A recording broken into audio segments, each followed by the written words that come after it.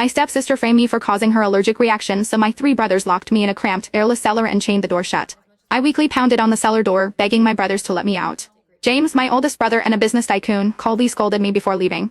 It's bad enough that you usually bully Lily, but deliberately feeding her seafood when you know she's allergic? Were you trying to kill her? Stay in there and think about what you've done. William, my second brother and a rising music star, and Henry, my third brother and a genius painter, both sneered.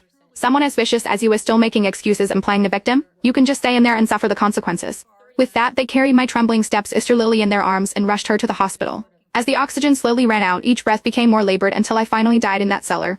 3 days later, when my brothers returned home from the hospital with Lily, they finally remembered me. But by then, I had already suffocated to death in that cramped cellar.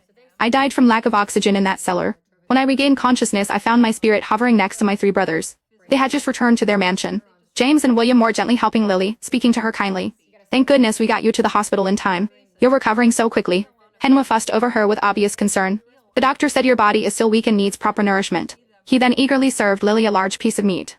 A servant hesitantly spoke up, young masters, Miss Rachel hasn't made a sound in the cellar for 3 days now. James snorted and cut her off. Today is a happy day minus Lily's coming home from the hospital. Why bring up that troublemaker? The servant tried to continue, but William and Henry's cold glare silenced her. That wretched girl must have known about the seafood allergy and deliberately made an entire seafood dinner. William fumed. And I thought she was finally starting to accept Lily.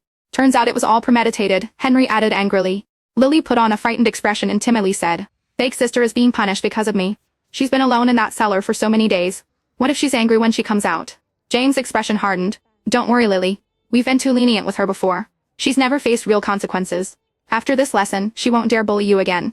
As he spoke, he instinctively pulled out his phone and refreshed our chat history. But our last messages were still from 3 days ago. In those 3 days I hadn't sent a single message or made a single call. James' eyes flashed with anger. That ungrateful brat, it's been days and she hasn't even sent one message asking how Lily is doing. At that moment Lily deliberately grasped Jane's hand and said in a tearful voice, I just want a big sister to spend time with me. I never meant to steal anything from her. James quickly set down his phone and stroked Lily's head affectionately. Lily, you're so kind. Not like Hermione, she's nothing but an ungrateful wretch. William's eyes filled with cold disdain as he thought of me. That's right. She dares to harm family just to get attention? She's truly despicable. Henry nodded in vehement agreement and sneered, unless she's learned her lesson and is willing to kneel and apologize to Lily, I'll throw her out of this house myself. I stood nearby, listening to my brother's words and could only laugh bitterly at the absurdity. But my spirit's actions went completely unnoticed by the living. Ever since our parents died when I was young, my 3 brothers had devoted all their attention to me.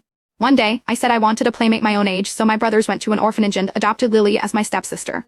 I opened my heart to Lily's arrival, but in front of my brothers she repeatedly framed me, causing them to grow more and more distant from me with each passing day.